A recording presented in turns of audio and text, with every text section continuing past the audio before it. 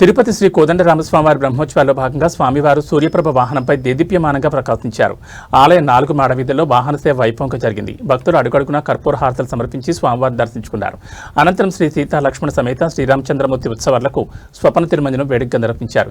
ఇందులో పాలు, పెరుగు, తేనె, కొబ్బరి నీళ్లు, పసుపు, చందనంతో అభిషేకం చేశారు. వాహన సేవలో తిరుమల శ్రీ శ్రీ పెద్దజీఆర్ స్వామి, ఆలయ deputy EO Nagaratna, superintendent Munishankar, temple inspector Suresh విశేష సంఖ్యలో భక్తులు పాల్గొన్నారు.